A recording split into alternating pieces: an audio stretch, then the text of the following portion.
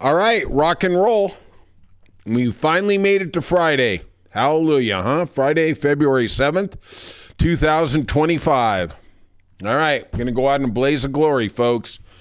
Hold on and strap in, right? First of all, do your due diligence. Hit the like and subscribe button. Super producer Stacy always tells me that. Most of the time I forget, but you're a little smarter than me. So let's go. He leaves some comments. Been a long week. Seems like a long year, but it's only been 5 days this week. We're not even 3 weeks into the Trump administration, and here we go. So, I got a new mug. I'm going to have a little story here. I am truly the luckiest guy in the world. I have great friends, and my parents are still around. They're rascals. And I told my mom a couple of weeks ago, it's a little colder here in the mountains of Southern California. Said, I'm going to start drinking more tea at night. So she got me this big mug. I mean, literally, it's like half a gallon, right? And it made me remember a story of her. And I was at their house, and her and I were in the back room. And my mom, she has a sense of humor, but she's not really. Maybe a dry sense of humor would be more appropriate. Not laughing and giggling type of person. My dad, I take after him a lot more. He's the gregarious, I'm not going to say giggle monster, but he was always funny. He was always looking for the joke. He was always trying to alleviate tension. He was trying to make everybody feel better. I try to do it. I fail constantly, but here we go. So I'm in the back room, and it's just me and my mom. And at the time, I don't remember when this was. It was a couple years ago. The California lottery was like $800 million. And we're in the back room, and I said, Mom, the lottery is $800 million. And now my mom is not a gambler. My dad gambled a little. He liked to shoot craps. They would go to Vegas, watch the shows, whatever. But my mom, not really. She put $20 in the slot machine. And when she lost, it was, the conspiracy theory. They're zapping us. They don't want us to win. Yeah, I'm sure Caesars is really worried about you taking them for $40. Yeah, okay, Mom, whatever you say. So I said, would you play the lottery tonight? 800 million. She goes, I don't know, probably not. And I was like, wow. I said, could you imagine winning that? And she's like, yeah, I guess. And I could tell she was already thinking about her next quilt or whatever she was going to do. And I said, could you imagine that kind of money? And, it's like water off a duck's back. She didn't even think about it. And I said, there's an amazing statistic, and it's married couples who win the lottery. 90% of them get divorced within a year. Yeah. I've looked it up. It's true. And she looked me in the eye and she said, for $800 million, it wouldn't be worth losing your dad. And I looked at her in that moment of love and I said, F dad. For that kind of cash, we can get a new and better dad. You don't need him. We don't need no stinking dad. It's me, you, and the new dad. I said, we can get Brad Pitt for that, Mom. I said, we don't need him. And she didn't even laugh. Maybe it's because it wasn't funny. But I was like, yeah, they've been married. This year will be 65 years. And it is just a beautiful, beautiful thing. Yeah, there we go. So let's get to the news. You got enough of my stupid stories for the day? I am going to, since this is Friday, the Super Bowl is on Sunday, I am hearkening the DNC to get your head out of your butt and start running some ads on the Super Bowl of the January 6th riots, where the rioters harmed over 174 cops. Actually, it was 174. And then cut to the screen where Trump is pardoning them. Run that ad. I keep seeing Hakeem Jeffries and all these other Democrats basically sit on their hands not do anything, just wait to see where the train goes. Let's go. That's our ad for the next 2 years. Beat them into the ground. Don't let it die. Forget the Gaza thing. Forget all the other stuff. Let's focus on cutting into the law and order president, cutting into the law and order party. Yeah. Forget that. Let's get into it. And then, of course, in irony on all irony, the Fraternal Order of Police endorsed Trump in the last election. Yeah. Okay. Yeah, we got that. Some days you just want to drink hemlock. Socrates was way ahead of his time. Trump is chaotic, impulsive. I hate it when the Democrats say that he's got these master plans. Trump is like the 5-year-old that you give him all these toys at Christmas. He plays with one, bores with it, goes to the next one, and then is angry because he can't find the first toy. And then he accuses you of taking the toy. It's really like childcare here. He is this guy who makes all these outlandish claims, and there's so many. We all know. We've already been through it, right? I'm not telling you anything you don't know. And you sit there and go, how can he keep getting away with it? Yesterday on Gaza, everybody else in the Republican Party is trying to walk it back. Mike Johnson's like, well, I got to see what the proposal is. Carolyn Leavitt, the White House press secretary, was walking it back. Well, we're not sure what's going to happen here. Trump doubles down on True Social. He's like, yeah, we're going to make it we're going to make it the Riviera of the Middle East. Yeah, okay. Yeah. And how do those Muslims in Dearborn, Michigan feel? They voted for Trump over Kamala. Yeah, protest vote. Worked really well. Really well. Jesus Christ. What were you thinking? Could you really be that stupid? And I don't even blame Trump on this one because he told you what was coming. He told you that he was going to side with Israel. And you thought, well, Joe isn't doing enough to rein in Israel. Good luck. There's going to be a condo complex, there's going to be a Trump casino, and there's going to be a parking garage. Good luck. Maybe you can get the subterranean floor, okay? Maybe he'll give you a 10% discount. Yeah, but you're going to also have to clean out the building. You're going to be the janitor, right? God bless. So let's go to our, I think we're going to try is do a little Elon Musk update. Yeah. And I'm going to tell you what I think is coming here. Elon Musk is going into parts of the government that he has no legal authority to go into. He is doing things we don't know. There was a report by CBS News yesterday that people in USAID and also at the FBI noticed software which was detecting words that they used in emails. Now, the logical assumption is this is to find out who, quote unquote, is loyal to Trump and who is not loyal to Trump, which is, if you're going to have a government that is going to be totally partisan, you're going to have a real problem. And I'll tell you what, I can't wait till we get the Democrat back in 4 years and we can start cutting aid to the southern states or whoever didn't vote for us. You know what? Quit trying to take the high road. F the high road. You know what? They're going to beat us up. They want to cut aid to California. They want to put stipulations because we're this liberal mecca. All right, that's cool. Let's see how that all works out. Because you know what? I got a funny feeling in 4 years, there's going to be a hurricane in Florida. Oh, yeah, we don't need FEMA. Sorry, you can go kiss my ass, right? Here's Elon Musk's tweet from yesterday. Oh, man, we got some doozies here. Wait for it. Anyone protesting the Trump administration will be suspended from X. It's okay. Everybody's leaving anyway. They're all going to Blue Sky. Your platform sucks, dude. All anti-Trump drama can go to the echo chamber that is Threads, Reddit, Blue Sky, Instagram, and Facebook. Yeah, okay. Okay, we got that going for us. All right. You know what? There we go. Then the following tweet comes out, and I want you to try and sit there and really absorb what the richest man in the world is saying. To all my fellow Americans, wasn't he an illegal alien at one point? But I digress.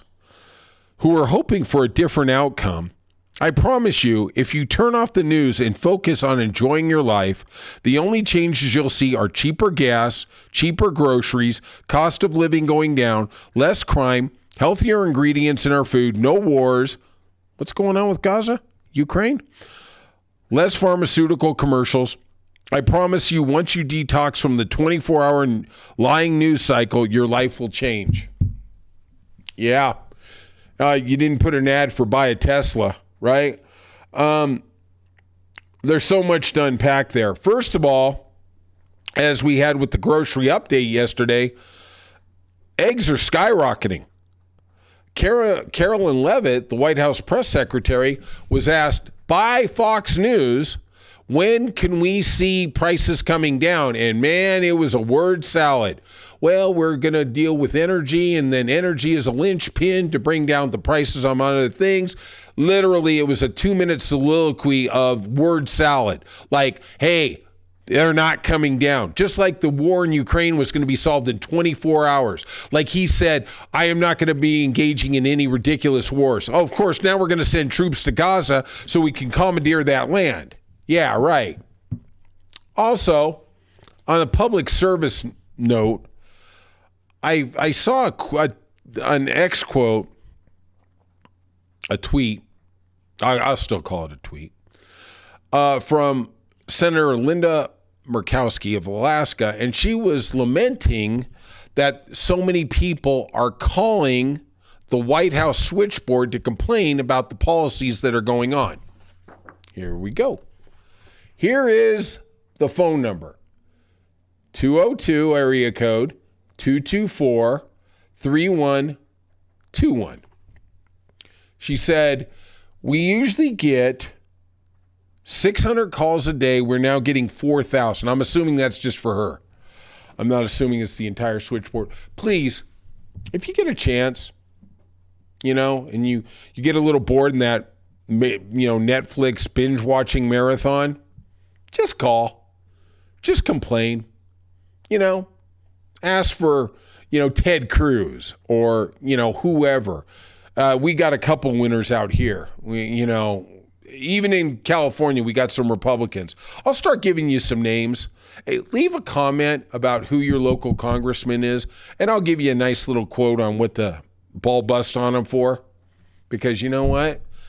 That is the difference between government and what these thugs want to do and make it privatized in a business world. In business, you have no recourse. The business is only about making money. Trump is trying to get the government to make money. You have no recourse. Wherever you work, if you got a complaint, does the boss listen? F no. It's nothing to see here. Move on. Good luck, right? All right, we're going to go to the latest on USAID. I don't know why. Half the time I see USAID or USAID. I don't know. Tomato, I don't care. I'm going to say USAID, okay? It's easier. I have a low IQ. I got CT from when I used to box. Those boxing stories are coming. Don't you fret.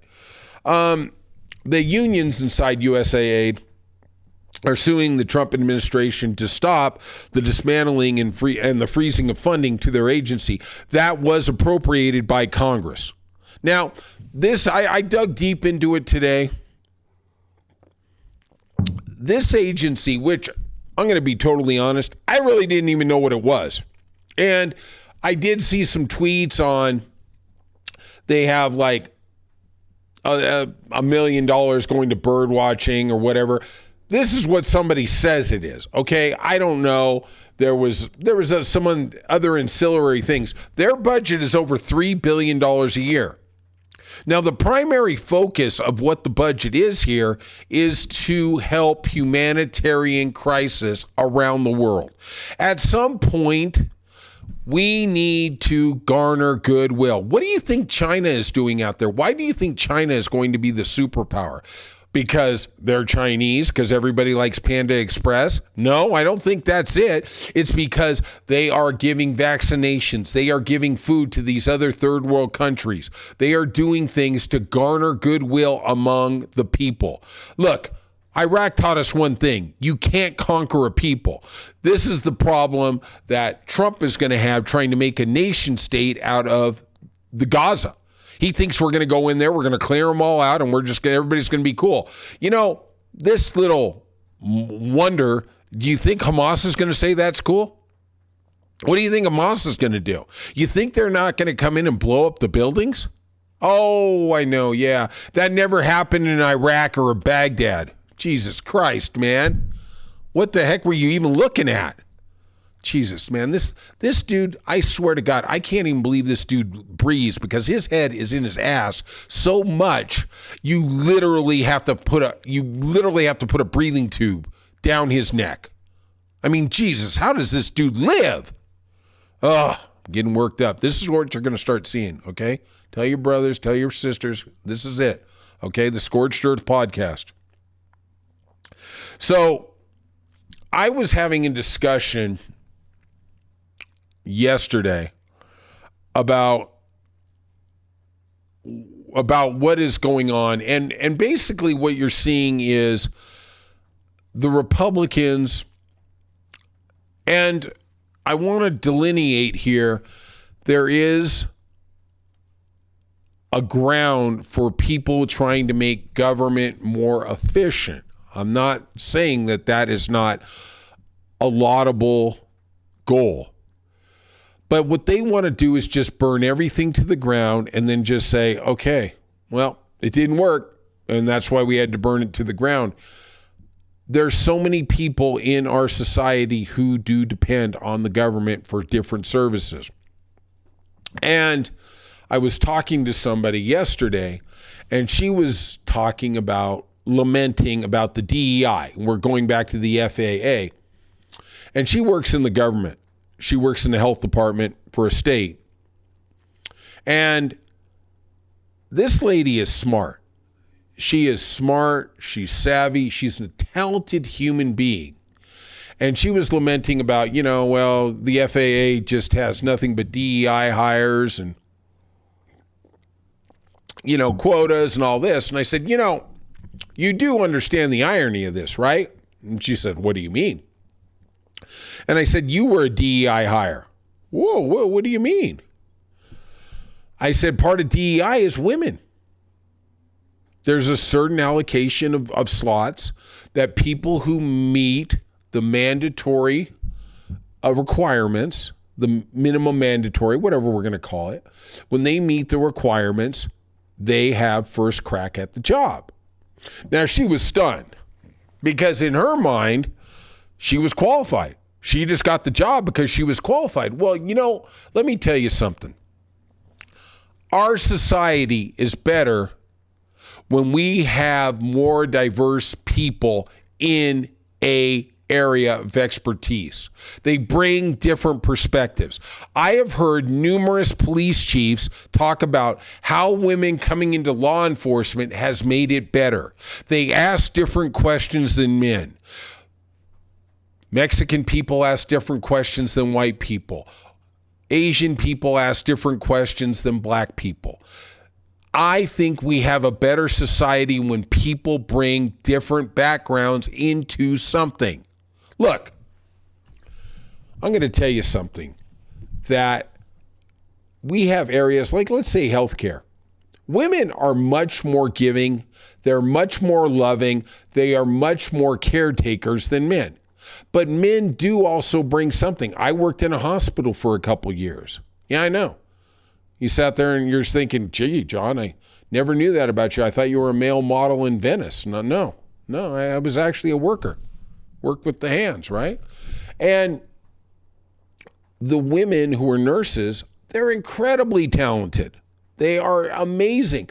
But there was a different element about the guys in terms of that I saw in dealing with patients of a more, let's say, firm. And I think the patients kind of, I'm going to just, this is going to be a little outlandish, but I think a lot of times people who are in the healthcare system, the patients, they take advantage of the incredibly caring nature of nurses. I know everybody says, oh, they're not cool. You know what? It gets old.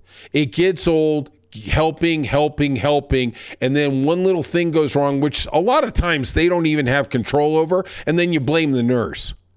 You know, I am the biggest advocate of teachers and nurses. They are the ones who make this society better.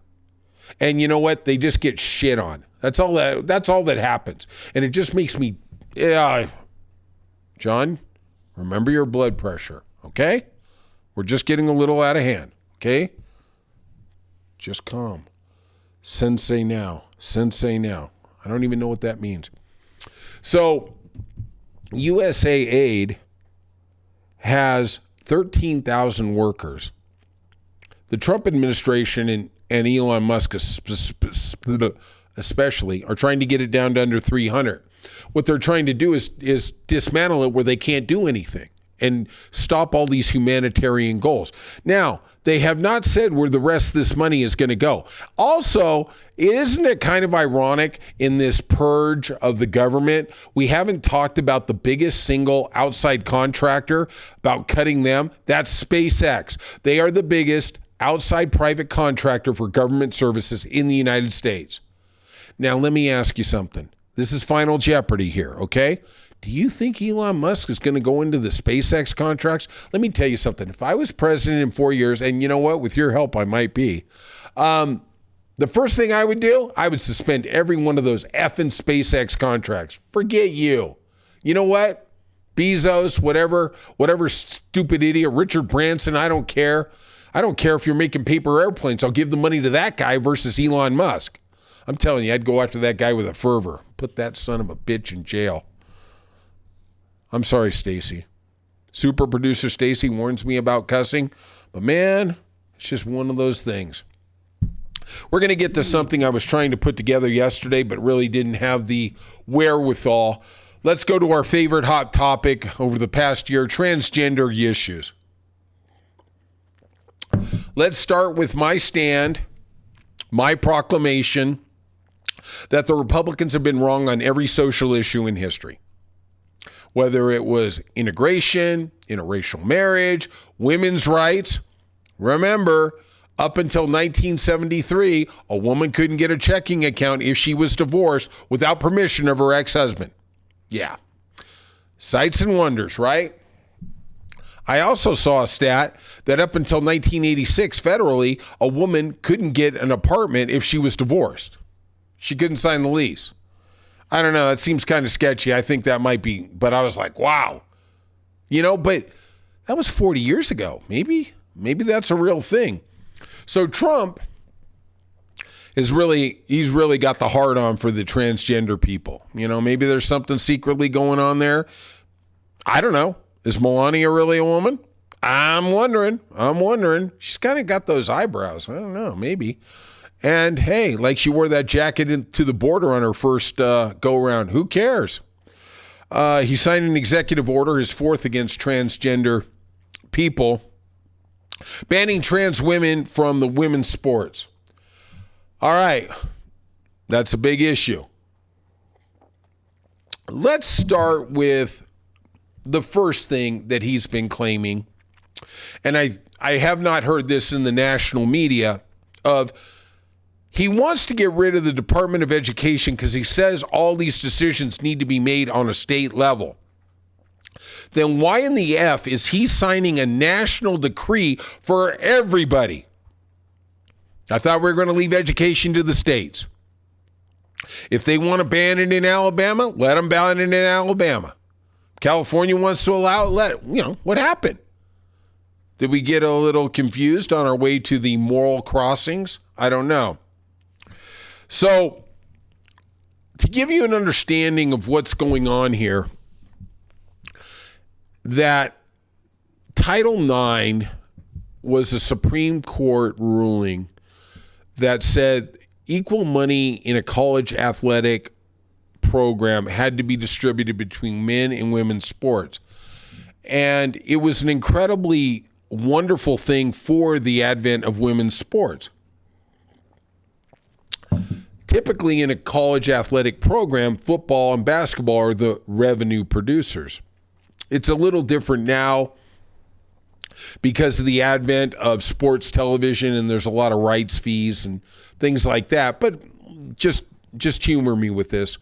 And the football and the basketball made $100 million.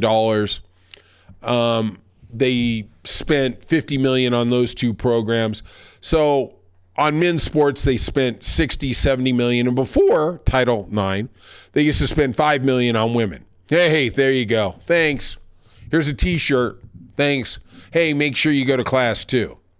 Well, what they did is they allowed more women's sports to come into existence because now they had to have semi-equal funding. It's not really totally equal, but it's close. It's a lot better than it used to be. So now we have women's soccer. I mean, we have the best women's soccer team in the world. They are amazing. They are phenomenal. They are talented. And you know why it is? Because of Title IX. Because all these colleges said, okay, we can do a women's soccer program. And we started that culture. Women's basketball. Where do you think that came from? It is because they put money in with Title IX, which is a good thing. Remember this. You can either have one or two looks at it. You want to keep everything in a little black box, or you want to make a rainbow and you want to make everything diverse. Our country is better because of immigrants, because of diversity, because of talented women who come into this world, because of talented minorities. That's why America is the greatest country. That's why we're always going to beat China. China's not letting anybody in. They are stagnant. They don't have anybody outside their bubble. We have an infusion of ideas, values, morals. That is what makes us the greatest country in the world, because we don't get stagnant, because people come in and go, you know, we can do this a little better and a little different. With that said, I do applaud some of the things Trump does, because he is thinking outside the box. Look, I don't agree at all with what he's talking about Gaza, but we've been doing the same thing for 40 years. Now, do I think what he's talking about is right? No. But I do believe in a Palestinian state. But if you keep doing the same thing over and over again, you're not going to get any different results. And how are we ever going to get peace there? I don't know. I don't even know if that's really achievable.